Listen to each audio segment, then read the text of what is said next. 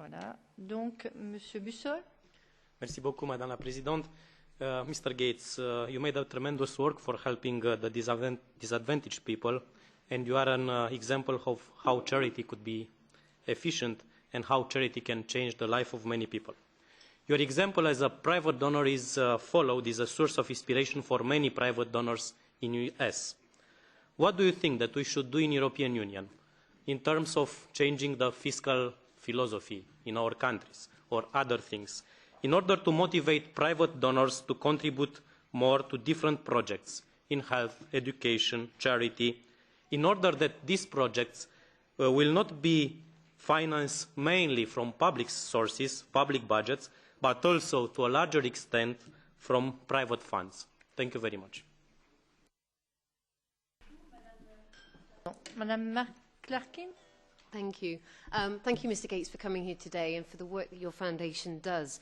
The concern for many politicians when they're thinking about the budgets for international development, but it's also the similar concern for EU citizens in general, is the transparency issue and finding the evidence of how it is changing lives on the ground. This is why I think living proof and the evidence that they are collecting to show the results of aid and the investment that they've made is a really positive move. But what, from your experience, can we do to improve the transparency when it comes to aid and also how to best communicate the message about the results?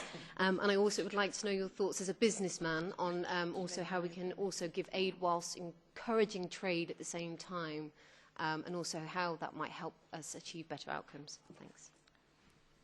On va... Si vous le permettez, je prends une quatrième question. Madame Carvalho. Thank you, Madam Chair. Thank you, Mr. Bill Gates, for being here with us, and thanks for your fantastic work. I fully agree that health is the #1 policy in terms of aid to development, and I would like to state one problem. In poor countries, the lack of health professionals in terms of medical professionals and nurses. Poor countries do not train enough of these professionals, and on top of this, rich countries attract these professionals from the poor countries because they are better paid and there are freedom of movement. Does your foundation work also in the field of trying to fix these professionals in poor countries or to try to revert the flow?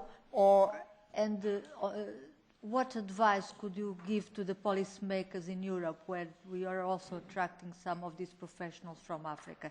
Thank you very much.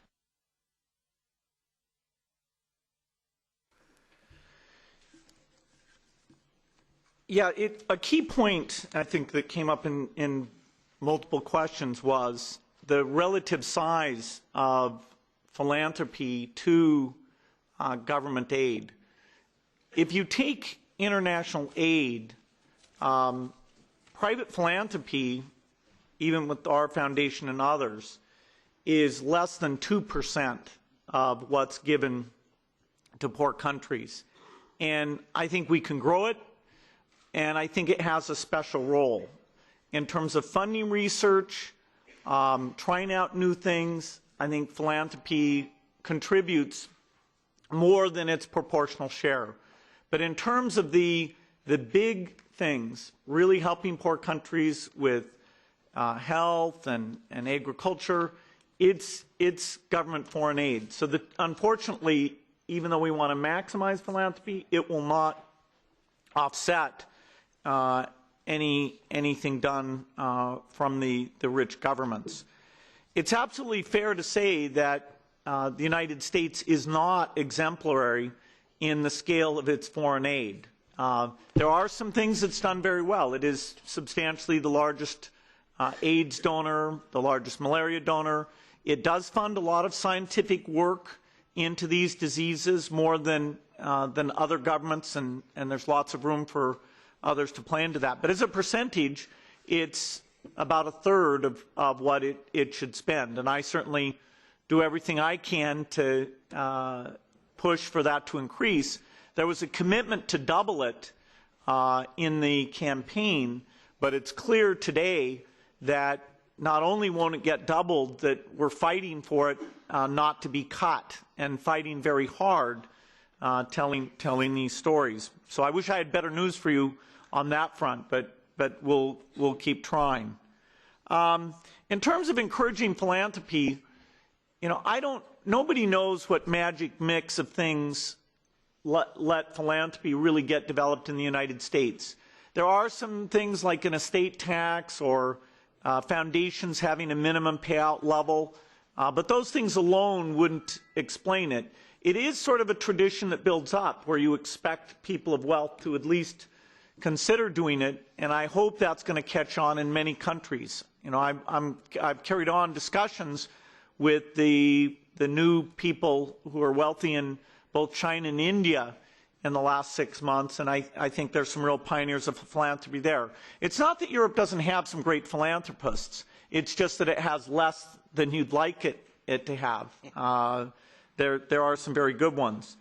In terms of transparency, yes, it's very hard to study these aid budgets and understand where they go and what their goal was. And in the age of the Internet, whether it's your aid budgets or country aid budgets, we need to make it easier to understand these things. I find it hard to understand these things, and that means it's fairly complicated, the way it's presented and laid out.